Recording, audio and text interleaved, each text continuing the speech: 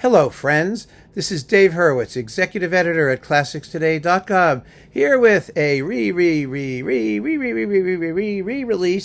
or collection or assemblage of Prokofiev piano sonatas played by the redoubtable Sviatoslav Richter. These are self-recommending performances, shall we say?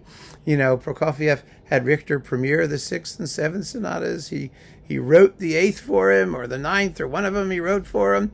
I don't even have the details. Nobody played Prokofiev sonatas with the same command and perspicacity as Sviatoslav Richter. And so these performances are extremely famous. And, the discography is dripping. Oozing, drip, drip, drip, drip, drip, drip, dripping with Richter Prokofiev sonata performances in various stages of, live or studio or audio mayhem, because most of these things sound like hell. That's the way it was. It's a pity that they never sat him down and beat him up and made him do a complete Prokofiev sonata cycle in one spot under controlled conditions, but who knows, it might have come out crappy. These are amazing performances. I will tell you what they are and where they're from, and a little bit about how fabulous they are, because they are, and then it's up to you. They are now on the ALTO label at a very, very good price, in decently remastered sound, at least as decent as it's going to get, because most of these are mono. They're all mono, I think, and they come from the 50s and early 60s, and from 56 to like 62, somewhere in there. So you're not going to get demonstration quality sound. What you're getting is demonstration quality performances of the Prokofiev piano sonatas, which is, I think, for many, the most important factor. So let me see here.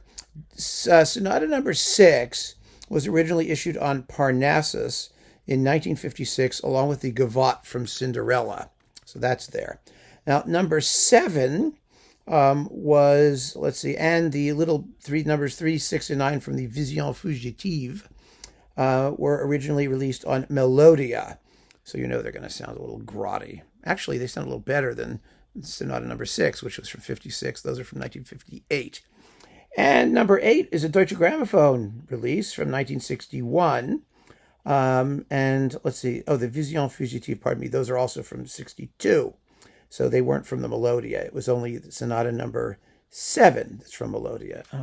Does any of this make sense? Do we care? Do we really care? It's Richter, it's Prokofiev. See, the problem with this is that Richter fans, and Prokofiev mavens too, have 400 versions of each sonata played by him everywhere, including the bathroom at Grand Central Station, wherever he could find a keyboard. Because I remember my wonderful chat with Ivan Moravec about Richter. Moravec and his wife, the lovely people. Lovely, lovely people. And they were very friendly with Richter. And we talked about him. And, and Moravec, as you know, was a touch guy. He was a pupil of Walter Gieseking, and he ran around with, tuning equipment in his backpack so he could fix whatever piano he was playing on. And we talked about the fact that Richter, would play anything, anywhere. And he'd just as soon play, on a honky-tonk piano in a bar as in a concert hall. And they had this pained look on their faces. They looked at us and said, he just didn't care what his piano sounded like. He didn't care where it was. He just didn't care. And they were crying because he was so great. Well, these pianos don't sound bad. It's just the sonics. It's like radio broadcast sort of sonics. You have to get used to it. But once you do, it's okay. Now, what's so marvelous about these performances, I think, is that, at least on this pass through, every time you listen to them, you hear something else. But what Richter was able to bring to the table, let's face it, was a combination of virtuosity, the steely metallic side of Prokofiev, with this wonderfully rich and expressive lyricism, which is sometimes a little bit, not so much in evidence in some of these sonatas. These are the wartime sonatas, right? It says so right here. War sonatas, you see, they tell us.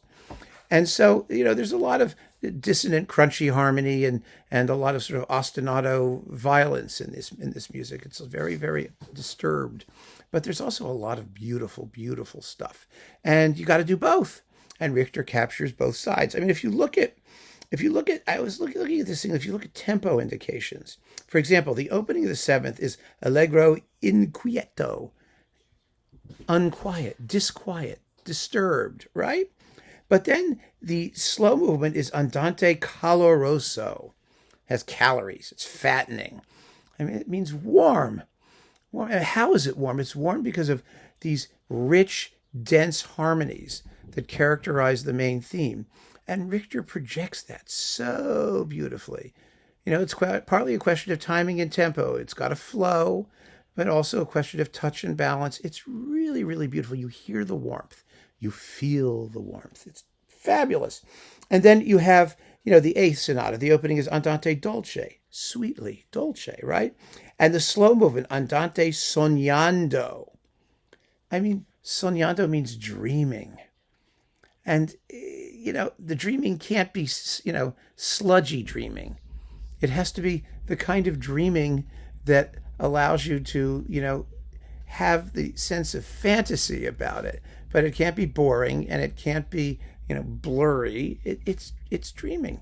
It's just, you know, he does it somehow. What can I tell you? I mean, I can't describe it in words. But my point is that despite the fearsome reputation of these pieces, they do have that welcome fund of Prokofievian wrong note romanticism, lyricism type stuff. And it comes through beautifully in these performances. It really does. So if you're interested in Prokofiev and you're interested in the piano sonatas, you're going to have some Richter. And these feature him in really good form. I mean, in his prime, in the 50s and early 60s, when he was, you know, blowing up the universe with his reputation, and people were lining up for miles at Carnegie Hall to see him play. And I mean, this is all that time. And so, and it was new music then. It really was. Remember, Prokofiev died in 53, and he wrote these pieces in the 40s. And so there's a sense of freshness, of discovery about this music. They're not just historically important performances, they're just great performances of some really terrific music, and I recommend them accordingly. So keep on listening, friends. Thank you for joining me. Take care.